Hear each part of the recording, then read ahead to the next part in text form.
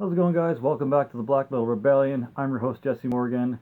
And before I get around to doing my 2,500 subs video, which I'm probably going to try and do a live stream for, I just need to set up some time where I can actually do it. Really looking forward to it. Fucking awesome that you guys have subbed and got me up to 2,500. Um, it's an amazing feat. And despite all the trolls and all the haters and all the dumb shit that has been surrounding this channel and other channels and stuff like that, and imposters, and still hitting 2,500 subs is friggin' awesome. So definitely expect a live stream and giveaway soon for that. I just need to get all my ducks in order and figure out when a good time to do it will be. But yeah, that's going to be coming. I may not even release this video until after that, but we'll see. I just wanted to record this because it's on my mind, and it's a good time to get nerdy and talk about this since Justice League is just around the corner, and I plan on seeing it as soon as I can. If not opening night Friday, then I'll probably just be going cheap night on Tuesday, but either way, I'm going to be seeing this thing. So, anyway, the the thing that's going on right now that I'm hearing on a lot of things is that Steppenwolf is a bad villain. Um, CGI, regardless, because you know every film nowadays there's CGI in it. Some's good, some's bad. The Justice League apparently has some good CGI and some bad CGI in it. Whatever. I don't understand why companies in general can't just make the you know a lot of practical effects and villains be practical effects. Maybe if it's something like the Hulk, obviously you're not going to be able to have him be practical because the Hulk's like 10 feet fucking tall and like 9 people wide. So yeah, he's going to have to be CGI, but whatever. Anywho, the main thing is that people are saying a lot of Marvel villains are bad villains and that DC has some bad villains in their current universes. We're not talking like the shit in the 90s because we're not touching that. We're talking about modern day, you know, comic book film villains, and they're saying a lot of them are bad, and that a lot of them are only used to further the hero's plot or hero's arc or story. And the kind of thing that got me thinking was, well, you know, I'm an author, upcoming author. I've written about 4 books worth of material. I just haven't gotten around to pitching it to a publishing company, and who the fuck reads anymore? So, what are my chances of actually getting published? But point is, what what makes a villain a bad villain as opposed to a good villain? And I don't really know too much about that. Uh, Spoiler alert for anyone who ever fucking reads my story, which is probably never going to be. And this shit's copywritten, so don't steal this idea. My villain, Ivan Krail, is basically an evil wizard, um, an evil ninja wizard, and he has a brother, a younger twin brother. They are both competing to become leaders of the Kyre, which is a ancient clan of basically ninjas and magicians and warriors and wizards and stuff like that, who protect a certain power um, and stuff like that of their race. And in order to protect it, they have to be skilled in magic, and they have to be skilled in the art of fighting. So basically, the Ivan Krail and his brother Samaj Drakir um, compete a lot for who's going to be eventually taking over the clan and protecting the power. The younger brother Samaj Drakir, he's a protege. He learns quicker. He gains power faster, and he's consistently one-upping his brother Ivan, and not on purpose. It's just he's the more talented brother, and Ivan gets pissed off after losing the final competition to, rule the clan, the Kyre clan, and he basically says, "Fuck you guys! I'm gonna start my own clan, and I'm gonna steal the power for myself. I'm gonna get my own power." Um, and that's basically how he becomes the villain. Basically, gets pissed off. He's constantly losing competition to his brother to, rule or run the clan, and his, you know, father figure appreciates the younger brother more because he's more talented and is more respectful and all this other stuff. Basically, the goody two shoes. So, yeah, he gets pissed off, forms his own clan, vows vengeance against his brother, all that kind of stuff. And it's as good as villain as any. Like jealousy and spitefulness and that kind of thing makes people do crazy shit.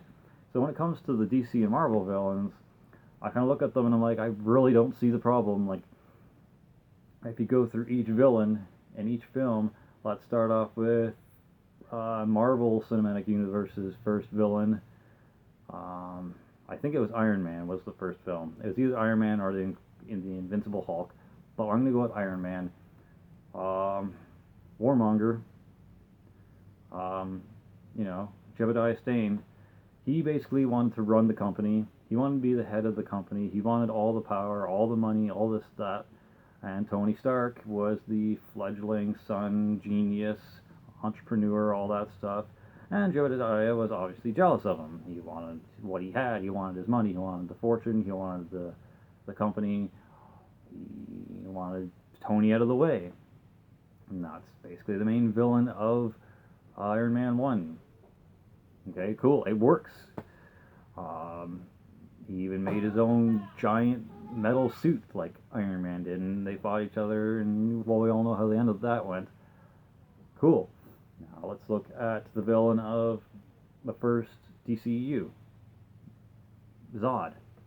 He is a fellow Kryptonian who looked down on the human race, was pissed off about Krypton being blown up, was pissed off how things were handled on Krypton, and he wanted to make Earth into the new Krypton.